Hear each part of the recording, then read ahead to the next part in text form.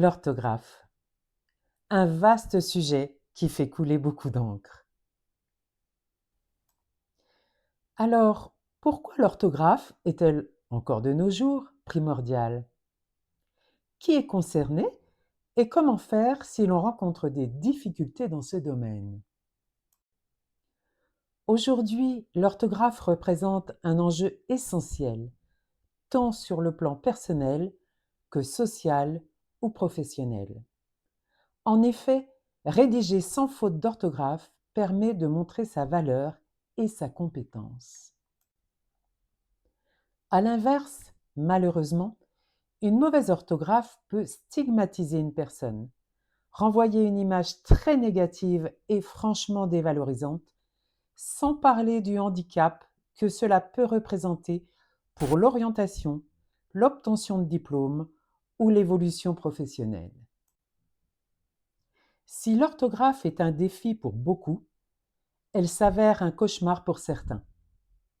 En effet, de nombreuses personnes, qu'il s'agisse d'enfants, d'adolescents ou d'adultes, rencontrent d'importantes difficultés en orthographe.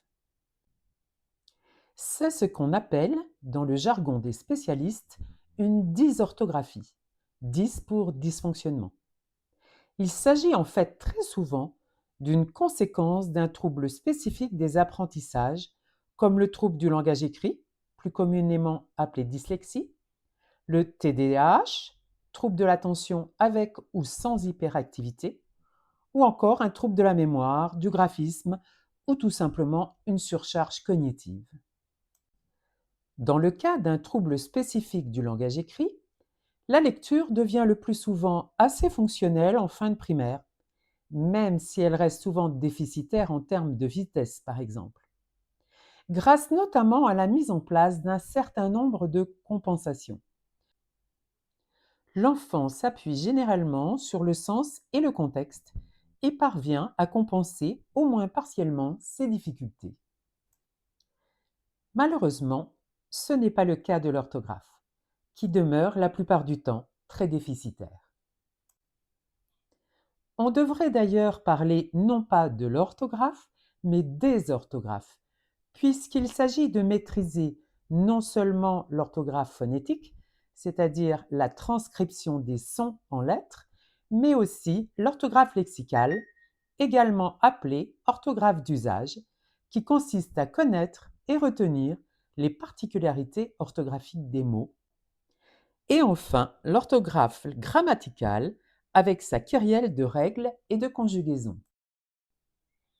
Enfin, la maîtrise de l'orthographe nécessite des connaissances en lien avec la langue et la grammaire, la compréhension et la mémorisation des règles, leur application et leur généralisation dans toutes les situations d'écrit. C'est une tâche complexe qui requiert une charge cognitive importante. Vous comprendrez aisément maintenant pourquoi l'orthographe demeure si difficile pour certains. Alors, comment faire? La plupart des gens pensent qu'il est impératif de connaître les règles d'orthographe par cœur pour ensuite pouvoir les appliquer à l'écrit. Or, nombreux sont ceux et celles qui n'arrivent pas, malgré tous leurs efforts, à les retenir. Rien à faire. Tout se mélange et s'embrouille. Et malheureusement, cela conduit encore trop souvent à un véritable acharnement pour les leur faire apprendre coûte que coûte. Le pire, c'est que cela ne permet souvent même pas d'améliorer les résultats et que cela induit en plus des situations difficiles. Incompréhension, impuissance et épuisement des adultes, parents et enseignants, mais aussi conflits ou impasses. Je ne sais plus ce qu'il faut faire. Du côté des enfants ou des jeunes, cela provoque aussi des sentiments de découragement. Je n'y arriverai jamais, de résignation. De toute façon, je suis nul en orthographe. Ou de révolte. J'en ai marre. Pour finir par un rejet ou un abandon. Pourtant, il existe une autre alternative, une solution toute simple.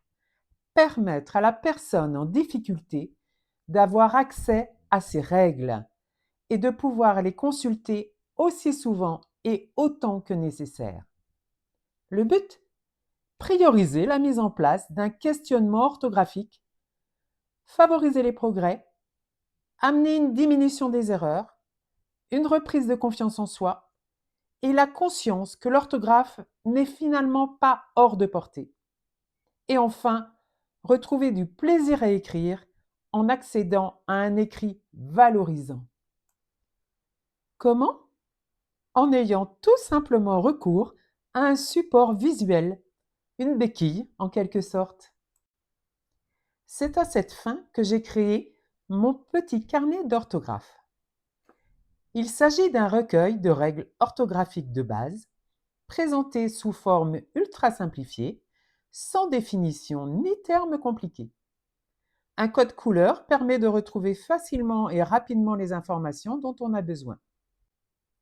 Pour les plus jeunes, un petit temps de familiarisation et d'appropriation sera bien sûr nécessaire et pourra être mené par un adulte de son entourage, orthophoniste bien sûr, ou enseignant, mais également parents ou grands-parents. Ce petit carnet, accompagné de son guide d'utilisation, édité en format A5, est pratique, facile à emmener partout et à un prix volontairement très accessible, 9,50 €.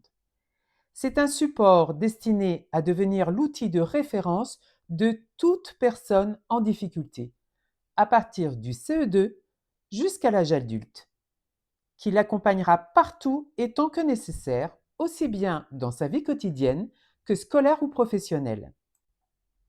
Si cela vous intéresse et que vous souhaitiez en savoir davantage, rendez-vous dans ma prochaine vidéo et sur mon site clé-de-10.com. Si vous pensez que les informations contenues dans cette vidéo pourraient se révéler précieuses pour des personnes en difficulté, n'hésitez pas à la partager le plus largement possible autour de vous. Merci.